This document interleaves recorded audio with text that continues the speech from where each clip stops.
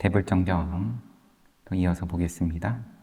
안바타 바라문이 부처님하고 계속 주고받는데, 우선은 교만, 커다란 자만심이 한번 크게 깨지고,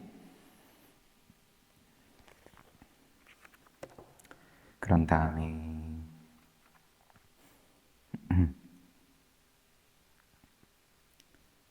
너무 또 의기소침하니까 부처님께서 달래주니까는 또 자신을 어머니 쪽에 있어서 크샤트리아 왕족이었음을 인정해 주었다고 생각하여 자만심을 느꼈다. 또 이러니까 왕족에 대해서 다시 한번 부처님께서 정리를 하시고, 그런 다음에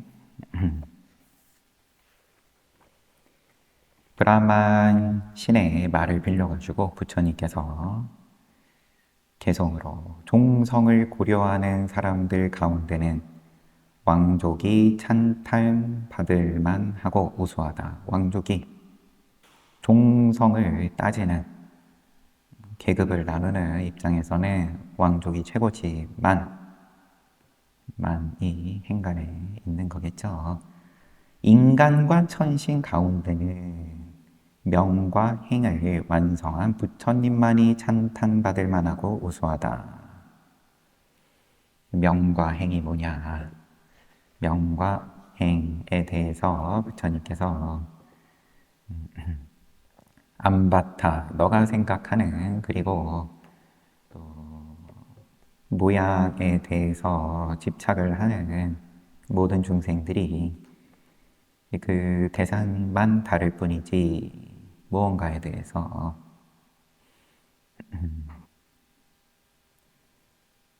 이제 최고다. 너랑 나랑 다르다. 이러는 것은 초월적인 명과 행이 아니다. 최상의 초월적인 명과 행이 아니다.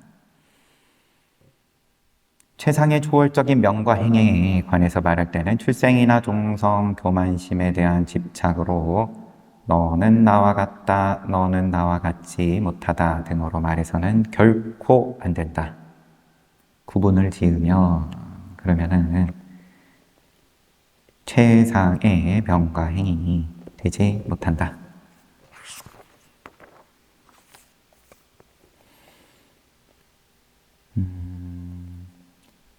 어제 본 부분에 이어서 보겠습니다. 부처님의 대인상을 확인하는 안바타. 안바타는 부처님을 뒤따라 걸으면서 부처님 몸에서 위대한 사람이 지니는 32가지 특징을 찾았다.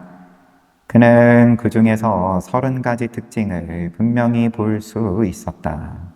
부처님 상호에서 30가지는 확인을 했고, 그런데 다음에 2가지 특징은 보기가 어려웠다. 즉, 덮개에 씌워져 있는 남근과 얇고 길고 넓은 혀였다. 그리하여 안바타는 어떠한 결정도 내리지 못하고 있었다. 그래서 부처님은 초인적인 힘을 이용해 덮개에 쌓인 남근을 안바타가 볼 수 있도록 해주었다. 그런 뒤 부처님은 혀를 꼿꼿이 세워 밖으로 낸 뒤 오른쪽과 왼쪽 귀를 지나가게 함으로써 긴 혀를 드러냈다. 그리고 다시 혀를 오른쪽과 왼쪽 콧구멍을 지나가게 함으로써 혀의 부드러움을 드러냈다. 그런 후 혀로 앞 이마 전체를 덮음으로써 혀의 평평함을 드러냈다. 드디어 안바타는 부처님이 모든 대인상을 갖추었다고 결론을 내렸다. 좋습니다. 곧담하여 이제 떠나겠습니다. 우리는 해야 할 일이 많습니다. 부처님께서 안바타야, 네가 원한다면 떠나라. 이에 안바타는 노새가 끄는 마차에 올라타고 그곳을 떠났다. 그때 포칼라사티 스승, 포칼라사티는 오카타시 밖에 있는 자신의 정원에서 많은 바라문들과 함께 안바타를 기다리고 있었다. 안바타는 수레를 타고 정원으로 들어갔다. 그런 후 더 이상 수레가 들어갈 수 없는 곳에 이르자 수레에서 내려 걸어갔다. 그리고 스승에게 인사를 올리고 자리에 앉았다. 스승이 물었다. 안바타여 사문 곶다마를 보았는가? 예, 스승님, 저희는 사문 곶다마를 보았습니다. 안바타여 사문 곶다마의 명성과 관련된 소식들이 사실이더냐? 사문 곶다마에 대한 명성에 근거가 있더냐? 스승님, 사문 곶다마의 명성과 관련된 소식들은 모두 사실입니다. 사문 곶다마에 대한 명성에는 근거가 있었습니다. 곶다마는 실제 위대한 사람의 32가지 특징을 구비하고 있었으며 그 특징 또한 매우 순수했습니다. 그래, 안바타여, 그대는 사문 곶다마와 이야기를 나누어 보았느냐? 예, 스승님, 저는 사문 곶다마와 이야기를 나누었습니다. 안바타여, 사문 곶다마와 어떤 이야기를 나누었느냐? 포칼라사티의 질문에 안바타는 부처님과 나누었던 이야기를 모두 전했다. 그러자 포칼라사티는 이야기를 전부 듣고 매우 화를 내며 말했다. 아, 우리의 젊은 성자 현인들은 참으로 놀라운 자들이니라. 아, 너희들 베다 전문가들은 참으로 경이로운 자들이니라. 그런데 그러한 네가 사문 곶다마에게 보였던 행동은 심히 잘못된 것이니라. 너가 잘못했다.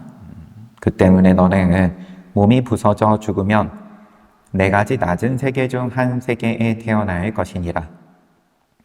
몹시 화가 난 포칼라사티는 안바타를 발로 걷어차 넘어뜨렸다. 그러면서도 한편 부처님을 보고 싶은 욕구가 일어났다.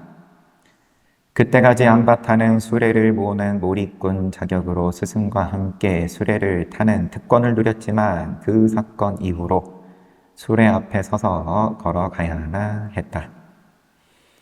제자로부터 부처님에 관한 이야기를 들은 포칼라사티는 당장이라도 부처님을 뵈러 가고 싶었다. 그러나 이미 너무 늦은 시간이었다. 그래서 다른 바라문들은 그에게 다음 날 부처님을 찾아가는 것이 좋겠다고 말했다.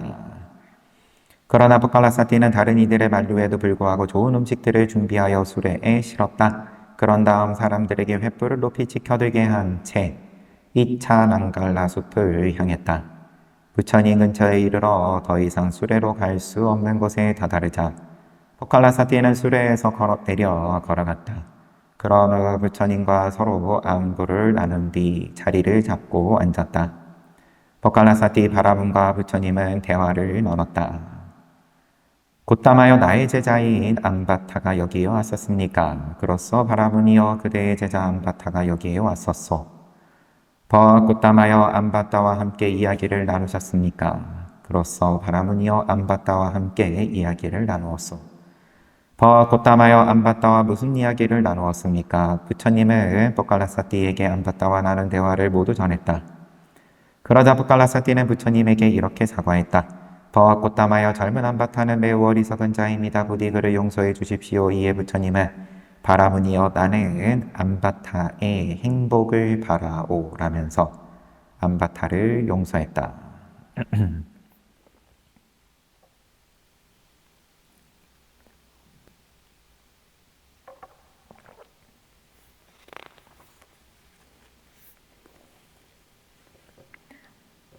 부처님의 몸을 살펴보는 포칼라사티. 부처님과 대화를 마친 포칼라사티는 부처님이 지닌 32가지 특징을 살피기 시작했다. 그 또한 안바타처럼 30가지 대인상은 볼 수 있었지만 덮개에 쌓인 남근과 얇고 길고 넓은 혀라는 2가지 특징을 찾아낼 수 없었다. 그리하여 포칼라사티는 아무런 결정도 내리지 못하고 있었다. 이에 부처님은 똑같이 초인적인 힘으로 다 보여주시고 혀도 보여주고 그러자 포칼라사티는 비로소 부처님이 지닌 32가지 대인상을 확인하고 이렇게 말했다.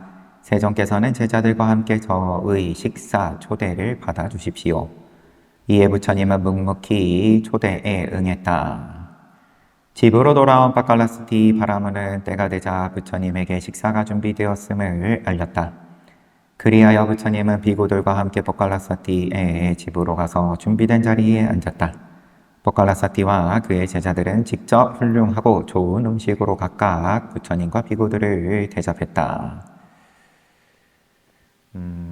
지금 완전히 부처님께 귀의를 하고 공양청을 올린 건지 조금 뒤에 또 무슨 소리를 할란지 싶은 기분은 들어요, 상황이. 왜냐하면 자기 제자한테 너는 잘못했다.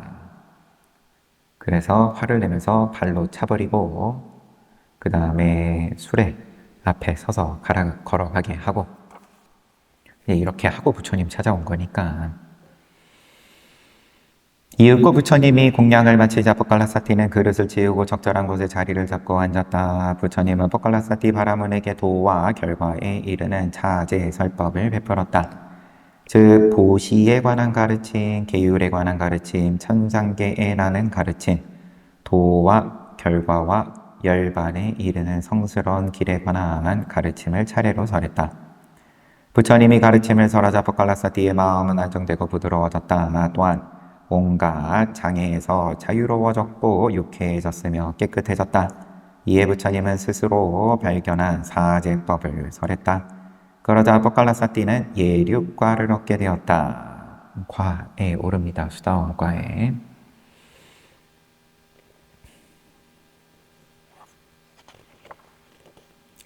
예륙, 네, 옆에서 같이 들었을 텐데 제자는 안바타는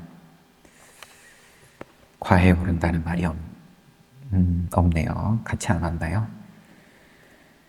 예류의 성자가 된 뽀깔라사티는 부처님에게 말했다. 아, 존귀한 꽃다마님이시여, 당신의 가르침은 너무나 즐겁습니다. 마치 뒤집어진 것을 바로 세우는 것 같고 덮인 것을 벗겨내는 것 같으며 길 잃은 자에게 바른 길을 보여주는 것 같고 어둠 속에서 횃불을 켜 눈 있는 자로 하여금 여러 가지 사물을 보게 하는 것과 같습니다. 그와 같이 존귀한 꽃다마께서는 여러 가지 방법으로 저에게 법을 명료하게 설해 주셨습니다. 아, 존귀한 꽃다마님이시여, 저는 아들과 딸, 아내, 노비 그리고 고문관들과 함께 존귀한 꽃다마와 법과 승단에 귀의합니다. 삼귀합니다. 오늘부터 목숨이 닿을 때까지 부처님과 교법과 승단에 귀의할 테니 저를 제가 신자로 받아주십시오. 존귀한 꽃다마님께서는 옥카타에 있는 다른 신도의 집을 방문하는 것처럼 자비를 베푸시어 저희 집을 방문해 주십시오. 저희 집에 있는 사람들은 부처님께 예를 올리고 환영하고 자리와 물을 제공할 것입니다. 그렇게 하는 순간 그들의 마음은 믿음으로 충만할 것입니다. 당신을 위한 그들의 행동은 긴 세월 동안 그들을 복지와 안락으로 인도할 것입니다. 뽀깔라사티는 출세간적인 수준에서 그와 같이 약속한 후 부처님을 자기 집으로 초청했다. 뽀깔라사티가 한 약속은 다른 제가 신자들의 약속과 두 가지 면에서 달랐다. 삼귀로 하고 집으로 모셔서 공양하시라고 공양청도 올리고, 그런데 일반적인 경우와 두 가지 다른 것은 첫째, 아들, 딸, 아내, 노비, 고문관까지 부처님에게 귀의하도록 한다는 점이고, 둘째는 마지막 말을 통해 그가 그런 약속을 하는 이유를 드러냈다는 점이다. 삼귀를 저와 저의 친족들을 모두 삼귀를 할 수 있도록 해가지고 마지막 말이 당신을 위한 그들의 행동은 긴 세월 동안 그들을 복지와 안락으로 인도할 것입니다.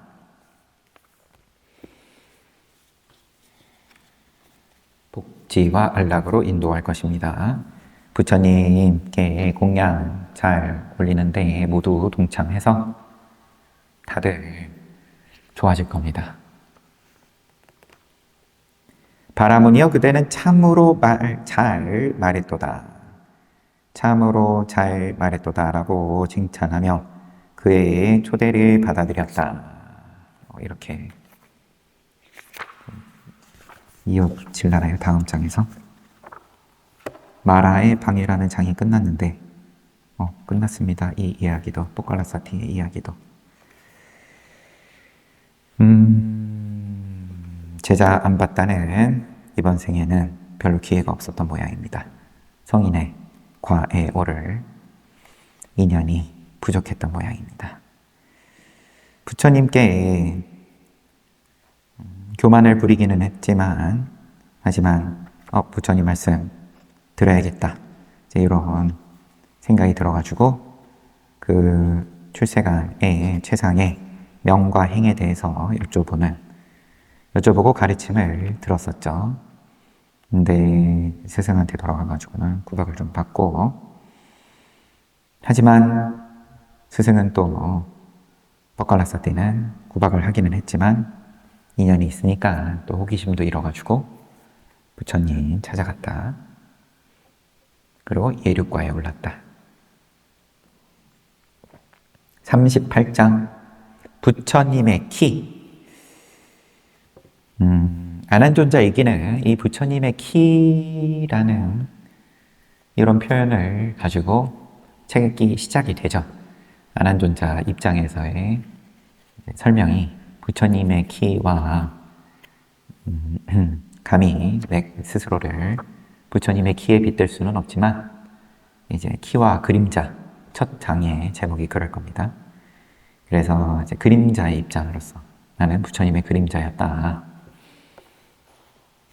그런데 이제 그게 책을 엮은 입장에서 만들어낸 표현이 아니라 경전에도 있는 표현이었던 모양입니다.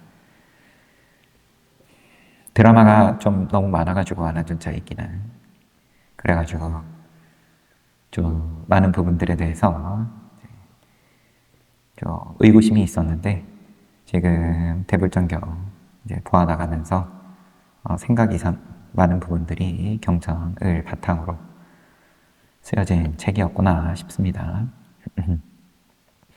38장 부처님의 키. 아수라 왕 라후 이야기. 아수라 왕 가운데 이름이 라후네요. 아수라 천왕인 라후는 키가 4,800요자나였다. 두 팔의 넓이는 1,200요자나, 몸통의 두께는 600요자나, 손바닥과 발바닥의 둘레는 300요자나였다. 또한 손가락 두 마디 사이의 길이는 50요자나, 두 눈썹 사이의 거리 또한 50요자나였다. 입은 옆으로 200요자나, 깊이가 300요자나, 둘레 또한 300요자나였다. 그리고 목의 둘레 300요자나, 앞 이마는 넓이가 300, 머리는 900요자나가 되었다. 1요자나는 12 내지 15kg, 그러니까 이제 우주 단위의 이제 그런 사이즈였다. 이처럼 거대한 라오는 나는 키가 너무 크다, 세존을 내려다볼 수는 없는 노릇이다. 우주 단위라기보다 이제 행성 단위 정도로 봅시다. 라오가 나는 키가 너무 크다, 세존을 내려다볼 수는 없는 노릇이다 라고 생각하며 부처님에게 다가가지 못했다. 그러던 어느 날 그는 부처님의 위대함에 대한 이야기를 들었다. 그래서 부처님을 뵙고자 하는 마음으로 모든 방법을 동원하여 부처님에게 가고자 했다. 이에 부처님은 라오의 마음을 알고는 그가 부처님을 볼 수 있는 자세 등을 생각했다. 보통 키가 작은 사람이라도 서 있을 때는 커 보이므로 부처님은 누운 자세로 라오를 대해야겠다고 생각했다. 여튼 그래서 아난다 장로에게 향실 밖에 작은 침상을 준비하라고 이른 뒤에 그 침상 위에 사자의 왕처럼 오른쪽을 향해 누웠다. 이윽고 라후가 도착했다. 그는 부처님의 얼굴을 보기 위해 위로 쳐다봐야만 했다. 마치 허공에 있는 달을 보기 위해 목을 빼고 위를 쳐다보는 것처럼 말이다. 부처님은 라후에게 어째서 이렇게 한참 만에 오게 되었는지 물었다. 그러자 라후는 감히 몸을 구부려 부처님을 볼 수는 없다고 생각했기 때문입니다. 그러자 부처님이 말했다. 수라왕이여, 나는 나의 머리를 숙인 채 바라미를 실천하지는 않았느니라. 나의 머리를 숙인 채 한 다음에 보충 설명이 돼 있어요. 괄호. 노력의 강도를 느슨하게 한 채 바라미를 실천하지 않았다. 나는 항상 나의 머리를 든 채 보시 등의 바라미를 실천했느니라. 바라밀, 우리 산스크리트 금강경 보기 시작했는데 파라미타, 바라밀타. 파라미타는 뜻이 피안음으로 건너가는 상태. 열반으로 저쪽 언덕으로 열반으로 건너가는 상태. 뭐 호시바라밀, 호시의 행위가 열반으로 건너가는 상태다. 그런데 열반으로 건너가는 그러한 행 내지는 상태를 나는 적당히 한 적이 없다. 나는 항상 나의 머리를 든 채 실천했다. 바로 그날 아수라와 나후는 공식적으로 부처님에게 귀의하였다. 주석을 보겠습니다.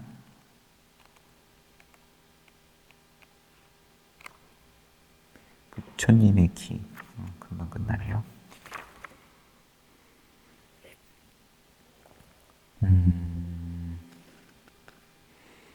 원래는 이게 따로 한 장으로 부처님의 키 한 장으로 따로 돼 있지는 않고, 그런데 번역을 한 분이 부처님의 키라는 주제와의 연관성을 생각해서 편집을 한 거다. 아수라 왕 라후 이야기, 이 부분이 부처님 키라는 주제와 연관이 있다고 생각해서 이쪽으로 배치했다. 원래는 이제 뒤에 나오는 건데 앞으로 당겼다. 측량할 수 없는 부처님의 기 한때 라자가의 한 바라문이 고타마 부처님의 키를 재는 것은 불가능하다는 소리를 들었다. 그래서 어느 날 부처님이 라자가시에 와서 닥발할 때 그 바라문은 길이가 60완척이나 되는 대나무 장대를 들고 성문 밖에서 부처님을 기다렸다. 그리고 부처님이 성문 가까이 이르자 장대를 들고는 부처님에게 다가갔다.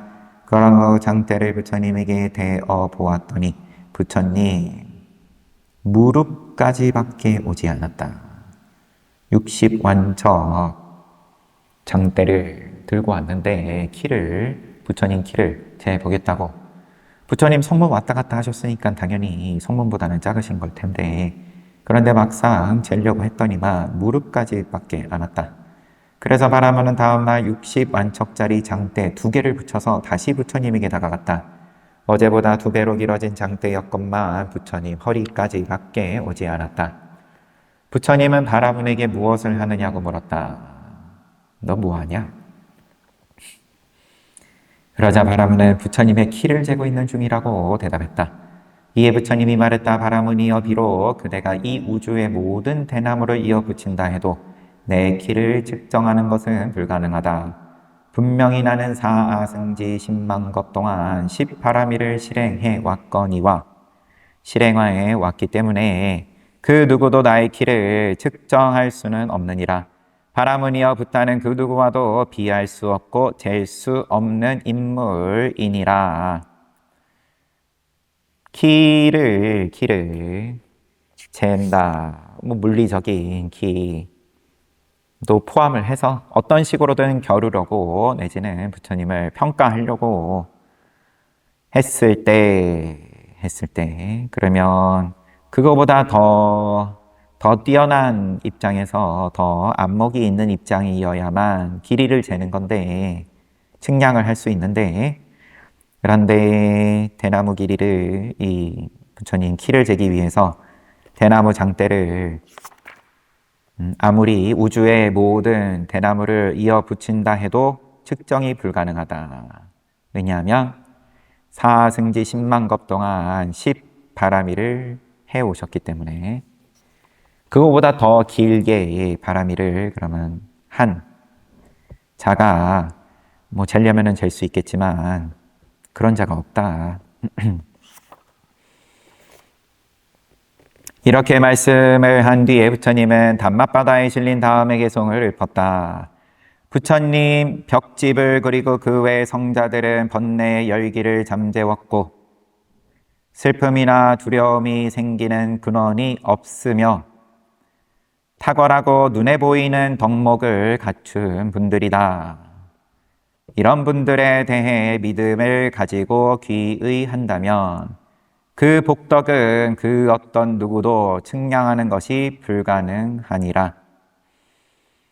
부처님 벽집을 그 외 성자들까지 다 아라한들인데 물론 바라밀은 이제 다 각자 좀 적을 수는 있지만 내 슬픔 또 공포 내지는 두려움이 생기는 근원이 없다. 이런 분들에 대해 믿음을 가지고 귀의한다면 그 복덕은 그 어떤 누구도 측량하는 것이 불가능하다. 그 믿음을 가지고 귀의할 때의 복덕이 그러하다. 부처님의 키를 재보겠다고 하다가 실패를 했는데 부처님께 믿음을 가지고 귀의를 한다면 그러면은 그때의 복덕 너도 나눠 가질 수 있다. 너도 남들이 너를 재지 못한다. 어떤 누구도 측량 못한다.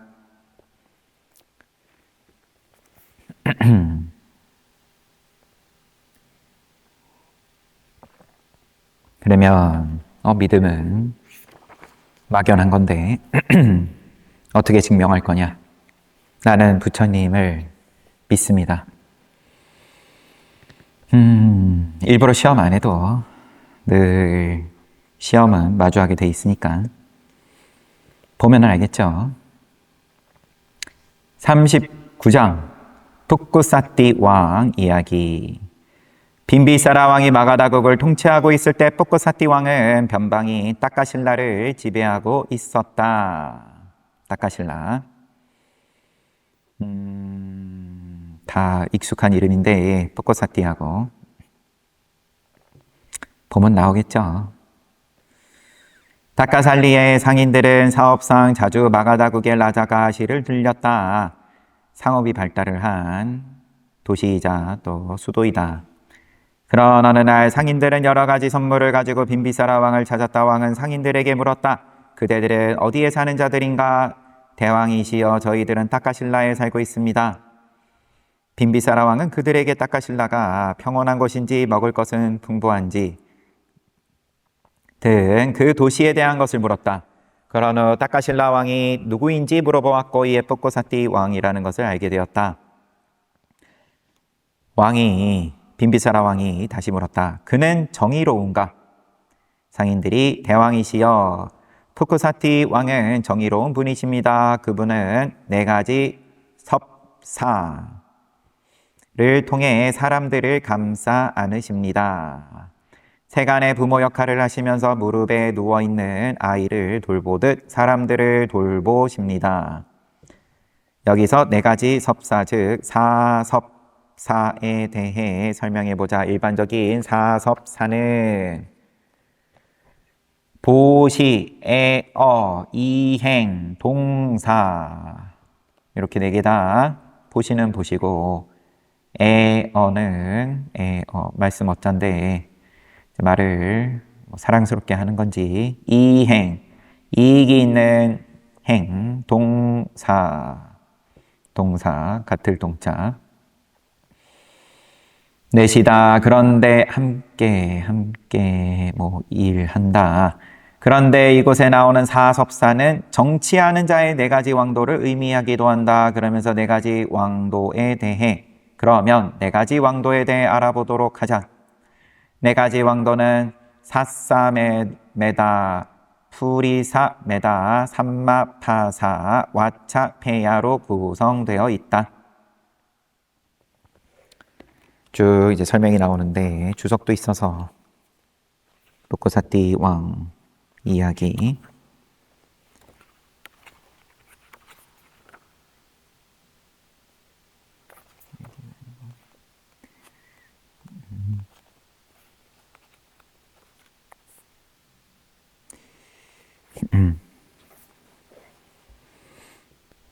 이 4가지 왕도 발음이 그냥 틀릴 수도 있지만 로하, 담마, 상가.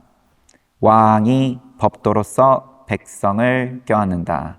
상가, 이 상가가 불법승 상가의 상가로 보입니다. 껴안는다.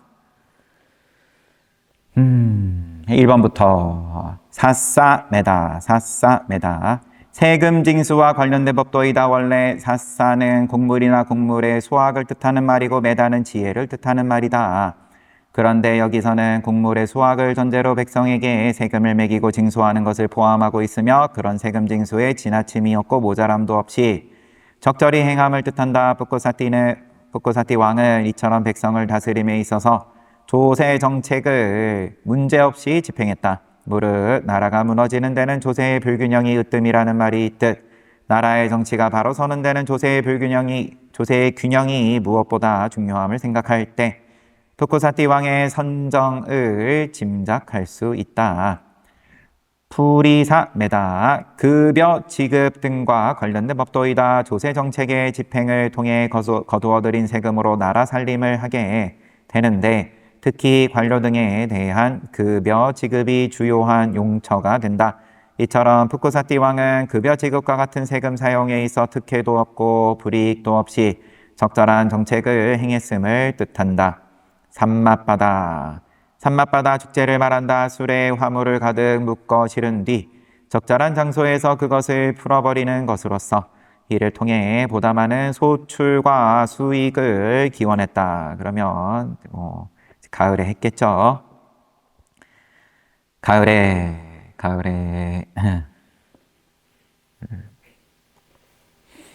널리 나눴다.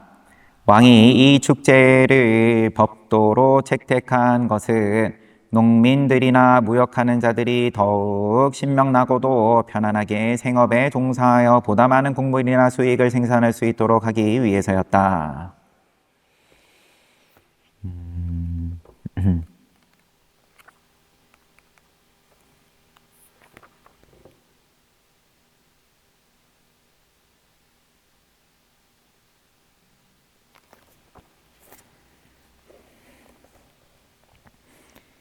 왓차페야, 애정이 담긴 이야기, 즉 이야기할 때 상대의 나이에 따라 젊은이, 아저씨 등과 같이 사랑스러운 말을 사용하는 것을 뜻한다.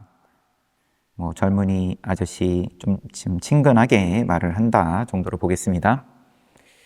그래서 왕도 네 가지는 그러면은 세금을 공평하게 거둬들이고 급여를 공평하게 지급하고 산맛바다, 그 다음에 또 베풀 때도 잘 베풀고 말을 애정이 담겨 있게끔 한다.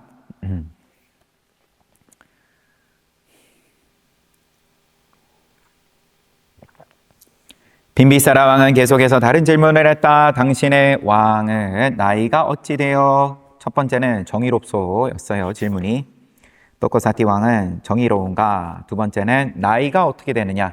이에 상인의 말을 들으니 두 군주의 나이가 같았다. 왕은 상인에게 말했다. 벗들이여 그대들의 왕은 정의로우며 나와 나이도 같다. 그러니 나는 그대들의 왕과 친구가 되고 싶은데 그대들이 왕에게 나를 소개해 줄 수 있겠는가? 상인들이 그렇게 하겠노라고 대답하자 빈비사라 왕은 그 상인들에게 관세를 면제해 주었고 거처까지 제공해 주었다.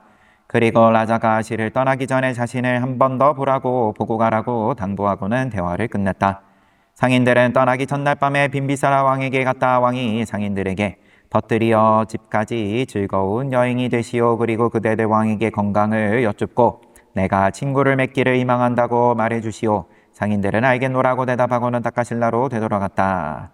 다카실라에 도착한 상인들은 아침을 먹은 후 왕을 보러 갔다. 왕이 여러분 그동안 어디에 있었어? 어찌 요 근간 그대들을 볼 수 없었던 거요? 그러자 상인들은 그동안 모든 일들을 왕에게 보고했다. 왕은 매우 기뻐하면서 좋소. 여러분 덕에 나는 친구를 얻었고 중국과 동맹하게 되었소. 이제 대륙의 가운데 나라와 동맹하게 되었다. 그러고 얼마 후 라자가의 상인들이 사업차 다카실라에 오게 되었다. 그들은 선물을 가지고 붓고사티 왕을 방문했다. 왕은 친구의 왕도인 라자가 시에서 상인들이 왔음을 알고는 이렇게 말했다. 그대들은 내 친구이자 우리와 동맹을 맺은 빈비사라 왕의 도시인 라자가 시에서 온 방문객들이요. 계속하여 왕은 빈비사라 왕의 건강을 물었다. 그런 후 북소리가 울리는 가운데 이렇게 선언했다. 오늘 후로 나의 벗 빈비사라 왕의 왕국으로부터 오는 모든 상인들은 숙소를 제공받을 것이고 왕의 곡물 창고에서 식량을 공급받을 것이며 아울러 세금을 면제받을 것이다. 그리고 그들에게는 어떠한 박해도 없을 것이다. 라자가의 빈비사라 왕 또한 유사한 조치를 취했다. 두 나라가 뭔가 국교를 맺어요. 벗이 된 두 군주 빈비사라 왕은 푸쿠사티 왕에게 다음과 같은 전가를 보냈다. 벗이여 홍옥이나 진주와 같은 보석들은 주로 변방의 나라에서 생산됩니다. 이에 당신이 매력적이고도 감각적인 새로운 보석들을 발견한다면 우리에게도 그 정보를 주시기 바랍니다. 푸쿠사티 왕은 벗이여 중국이야말로 위대한 곳입니다. 그러니 그곳에서 또 다른 매력의 종류의 매력적이고도 감각적인 보석들이 발견된다면 친절을 베푸시어 우리들에게도 알려주십시오. 그 후로 두 왕은 몇 년이 지나도록 서로 만나보지도 않은 채 견고한 친구 관계를 유지했다. 이렇게 두 왕 사이에 소식이 오가던 중 푸쿠사티 왕은 선물할 만한 가치가 있는 매우 특별한 물건을 얻게 되었다. 바로 값을 매길 수조차 없는 옷3개의 모슬린 8조각이었다. 왕은 모슬린 조각의 질이 매우 좋다고 생각하여 그것을 빈비사라 왕에게 보내야겠다고 생각했다. 그리하여 100단양 나무 고갱이로 용기 8개를 만들게 한 후 그것을 고무나무 알 크기로 만들었다. 그리고 다시 그것을 선반 위에서 굴린 뒤 8개의 용기에 각각 하나씩 집어넣었다. 고무나무 알 크기로 만들었다. 용기를 고무나무 알 크기로 만들었다. 인 거겠죠. 그런 후 고무나무 수지칠을 함으로써 용기들을 공 같은 알 형태로 만들었다. 그리고 다시 그 알들을 흰 천으로 싸고 그것을 상자 안에 넣은 후 상자를 다시 다른 천으로 싼 뒤 봉했다. 그런 다음 대신들에게 그것을 주며 말했다. 이것을 나의 벗 빈비사라 왕에게 전하라.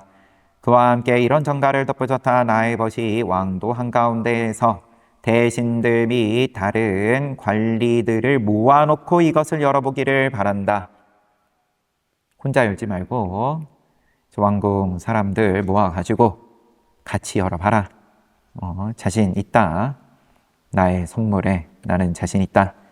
푸쿠사티의 대신들은 라자가 시로 가서 빈비사라 왕을 만나 그 선물을 전했다. 이에 빈비사라 왕은 북을 쳐서 대신들과 관리들을 모이게 했다. 그런 후 도시 한가운데서 보석으로 장식된 왕좌에 흰 일산을 들이운 채 앉았다. 드디어 왕이 덮개를 벗긴 뒤 상자를 열었다. 상자 속에 꾸러미를 풀자 고무나무 알 크기의 둥근 것들이 나왔다. 왕은 그것을 보고 이렇게 생각했다. 오, 나의 벗 푸쿠사티가 주사위를 나에게 보냈구나. 그는 나를 주사위 놀이에 빠져 있는 노름장이로 알고 있는 것이 틀림없다. 뭔가 오해가 크게 생기고 있는데 고무나무 알 크기의 둥근 것을 또 열어야 되는데 그걸 열지를 않고 야, 장난감 보냈구나.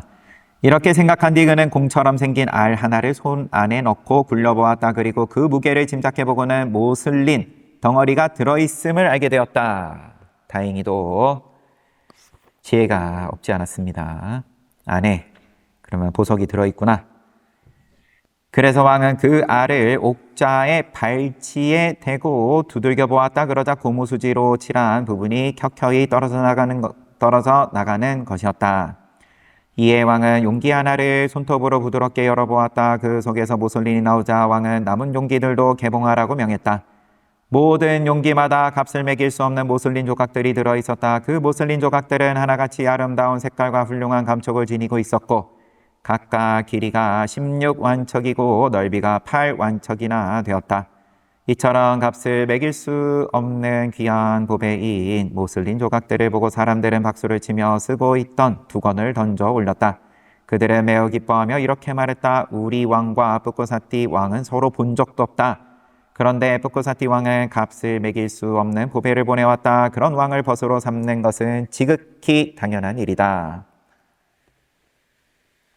서로 본 적이 없는데 이런 귀한 걸 보내주는 이런 인연은 특별하다. 빈비사라 왕은 모슬린조가 하나하나를 평가하게 했다. 그리하여 모두 한결같이 측정할 수 없을 정도로 높은 가치를 지니고 있음을 발견했다. 그래서 왕은 그중 4개를 부처님에게 바쳤고 나머지 4조각은 왕궁에 보관했다. 부처님 이야기가 여기서 나옵니다.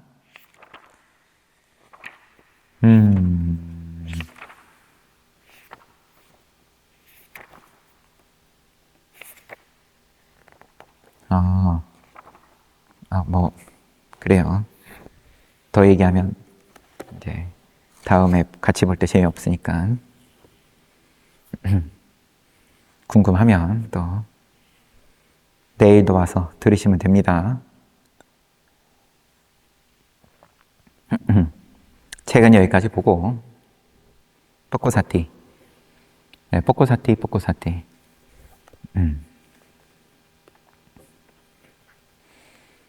자꾸 보려고 그래서 얼른 덮어야지.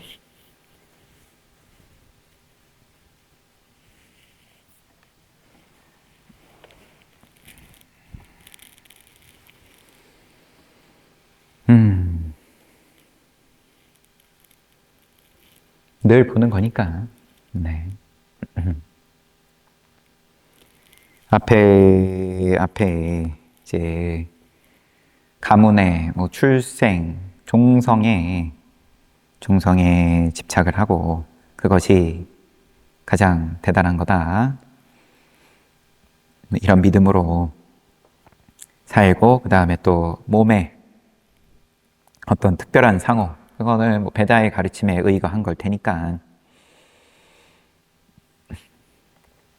그런데 이제 그것도 직접 다 보완하지는 못하고 부처님께서 보여주고 싶으면 보여주고 뭐 평상시에는 드러내지 않고 이제 그러니까 자기 힘으로도 그러면은 32가지를 온전히 다 봐내지 못하는 이제 이러한 부분도 의미가 작지 않겠죠. 그랬다가 어떤 가르침 듣고 예륵과에 올랐죠. 그냥 차제 설법으로서 보시에 관한 가르침, 계율에 관한 가르침, 천상이라는 가르침, 이제 그 다음에 도와 결과와 열반에 이르는 성스러운 길, 요거 듣고 고진멸도 듣고 그러고 예륵과를 얻었다. 그런 다음에 부처님께 공양청을 올리는데 그래도 남들보다는 좀 똑똑하게 공양청을 올렸다. 저뿐만 아니라 나의 자식들과 가족과 그 다음에 고문, 그러면 뭐 이제 비서진들까지 부처님께 귀하고 그것은 그들에게 긴 세월 동안 복지와 안락으로 인도할 것입니다. 부처님 잘 되시라고 부처님께 제가 보시합니다가 아니라 저희가 잘 되고 싶습니다. 부처님 꼭 오셔서 공양을 받아주십시오. 이걸 이제 명확하게 밝힌 거죠.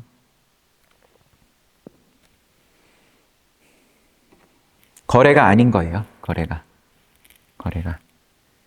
부처님 감사합니다. 그래서 그에 대해서 제가 그 대가로 공양을 올립니다. 이게 아니라 법문 듣는 것도 나한테 이익이고 공양을 올리는 것도 나한테 이익이고 이거에 대해서 명확했다. 잘 봤습니다. 그러면 또 쉬었다가 정진하겠습니다.